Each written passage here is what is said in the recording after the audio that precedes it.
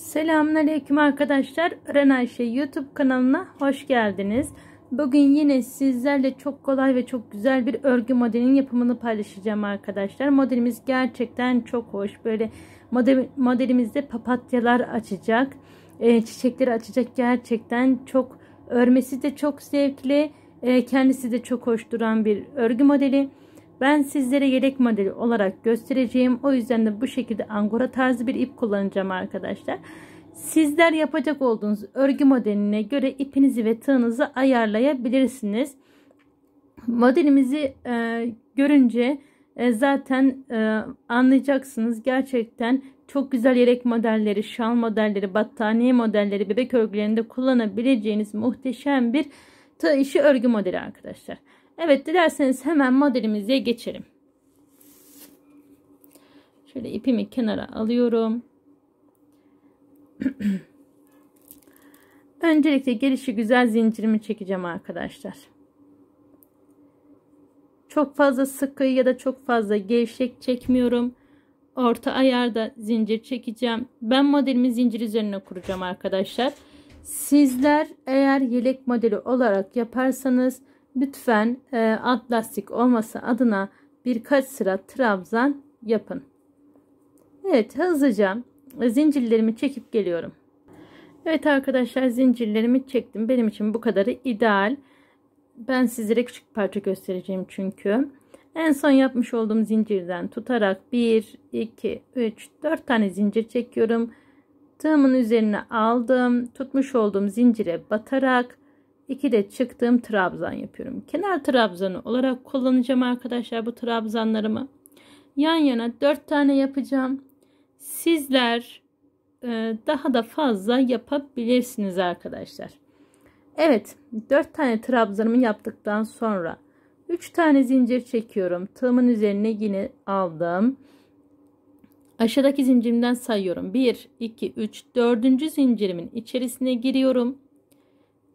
1, aynı yere 2 ve 3. Bakın, aynı zincirin içerisine 3 tane trabzan yaptım. 3 tane zincir çekiyorum. Tığımın üzerine aldım. Aşağıdan sayıyorum. 1, 2, 3, 4. zincirimin içerisine giriyorum. 2'de çıktığım bir tane trabzan yaptım. Yine 3 zincir, tığımın üzerine aldım. 1, 2, 3, 4.'ye giriyorum.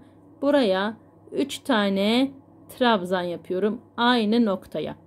Arkadaşlar, trabzan yapımını bilmeyen arkadaşlarımız var ise kanalımda videolar kısmında mevcut arkadaşlar. Veya örgü teknikleri oynatma listemde var. Rahatlıkla bulabilirsiniz. Örgüye dair her şey var arkadaşlar. 3 tane zincir çekiyorum. Tığımın üzerine aldım. 1, 2, 3, 4.'ye girdim. Ve 2'de çıktım. Trabzan yapıyorum. 3 zincir, tığımın üzerine alıyorum. 1, 2, 3, 4. zincirin içerisine girdim. Ve yine aynı noktaya 3 tane trabzan yapıyorum. Beni takip eden arkadaşlarım bilirler arkadaşlar. Kanalımda çok güzel yelek modelleri, lif modelleri, patik modelleri, battaniye modelleri, hırka modelleri var arkadaşlar. Evet, bunu da buradan hatırlatmış olalım. Bu sıramızı bu şekilde tamamlıyoruz. Şöyle göstereyim. Sonuna kadar gelelim arkadaşlar. Sonunda yine kenar trabzanı yapacağız. Sonrasında bir üst modele geçeceğiz. Evet arkadaşlar, gördüğünüz gibi bakın ben ilk sıramızı bu şekilde gittim. Şimdi 3 tane zincir çekiyorum. Tığımın üzerine aldım. Buradan sayıyorum. 1, 2, 3, 4. zincirimin içerisine giriyorum. Yan yana yine 4 tane trabzan yapacağım arkadaşlar. Dediğim gibi sizler daha da fazla yapabilirsiniz.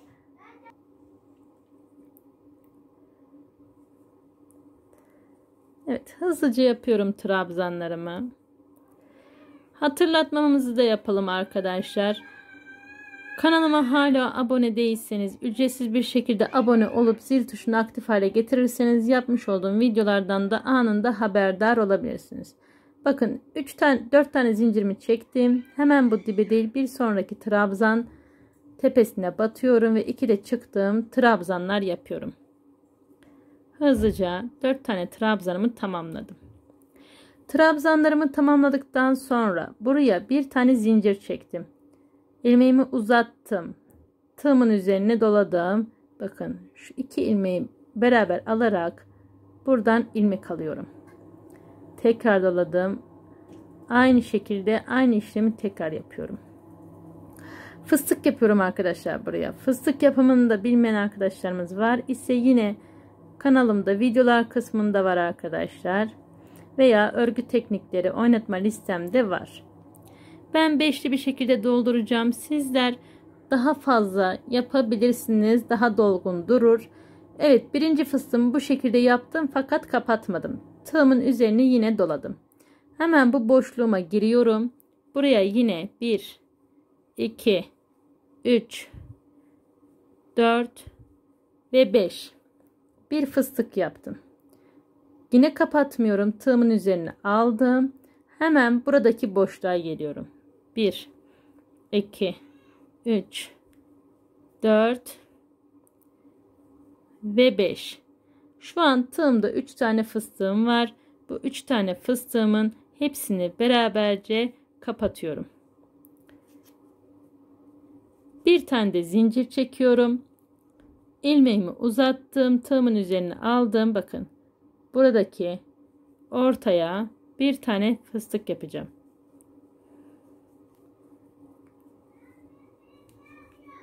Fıstığımı kapatıyorum burada. Hiç zincirim yok. Tığımın üzerine doladım. Burada tekli bir trabzanım vardı. Bu trabzanın üzerine batarak yine trabzan yapıyorum. Bu şekilde papatyamın yarısını yapmış oldum. Bir tane zincir çekiyorum arkadaşlar, trabzanımın tepesine ilmeğimi uzattım. Tığımın üzerine aldım. Aynı şekilde yine buraya fıstık yapacağım. Bakın. Şu 2 ipi beraberce alıyorum. 2, 3, 4 ve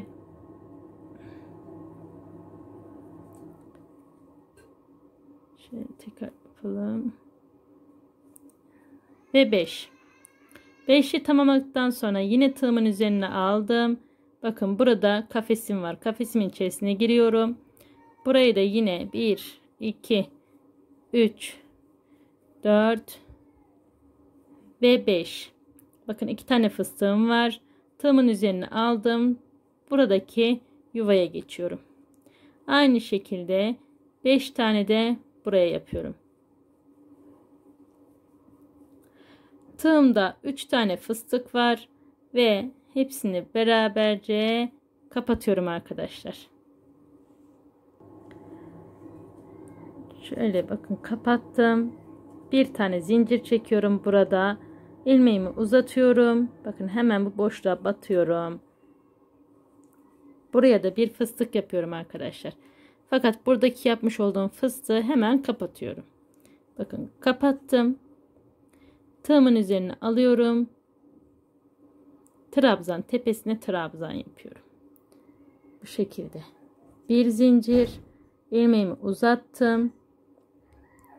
Hemen buraya batarak fıstık yapıyorum.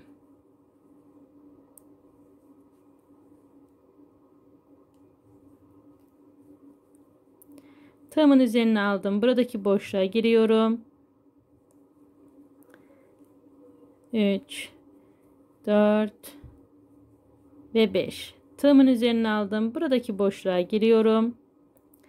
Aynı şekilde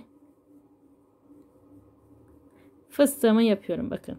3 tane fıstığım olduktan sonra hepsini beraberce kapattım. Bir zincirle de sıkılıyorum. İlmeğimi uzatarak buraya da bir fıstık yapıp fıstığımı kapatıyorum.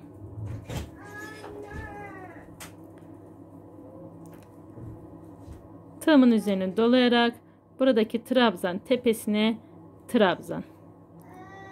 Bu sıramızı bu şekilde tamamlayalım arkadaşlar. Evet arkadaşlar, gördüğünüz gibi bakın ben bu sıramı bu şekilde tamamladım. Burayı sizlere göstermek için yapmadım. 3 tane fıstığımı topladıktan sonra burada hemen bu tepeye tekrardan bir fıstık daha yapıyorum.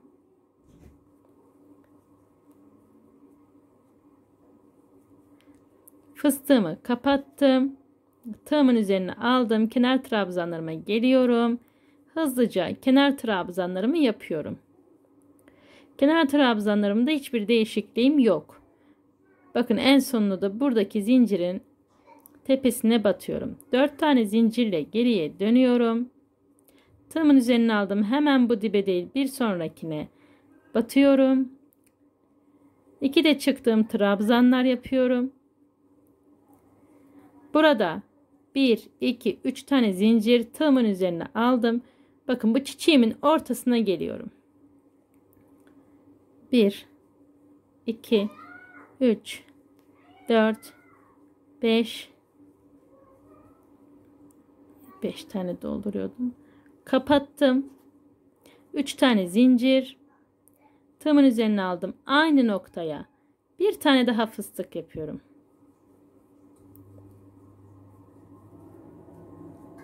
Fıstığımı kapattım. 3 tane zincir çekiyorum. Tığımın üzerine aldım ve buradaki trabzan tepesine trabzan yapıyorum. Ve bu şekilde ilk papatyamı oluşturmuş oluyorum arkadaşlar. 3 tane zincir tığımın üzerine aldım. Papatyamın boşluğuna geliyorum, tam ortasına.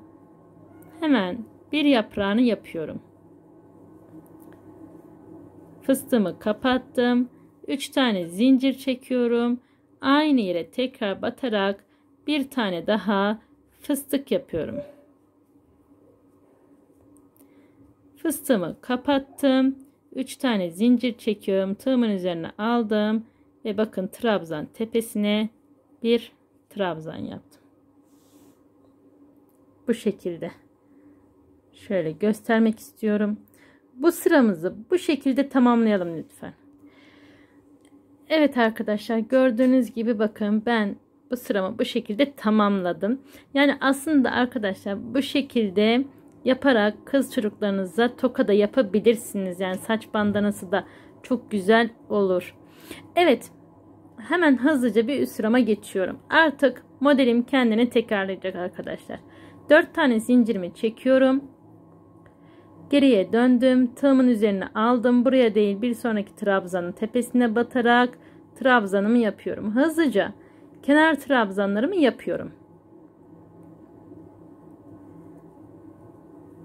Sonrasında 3 tane zincir çekiyorum. Tıpkı bu en altta olmuş olduğu gibi. Tığımın üzerine aldım. Bu iki fıstığın arasına bakın, tam tepedeki 2 tane fıstığın arasına 3 tane trabzan yapıyorum.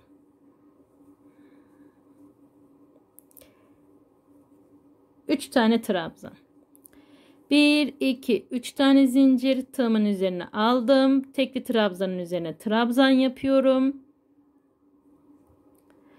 1, 2, 3 zincir, 2 fıstığın arasına 3 tane trabzan yapıyorum. Dediğim gibi modelim şu anda kendini tekrarlıyor arkadaşlar. Bu şekilde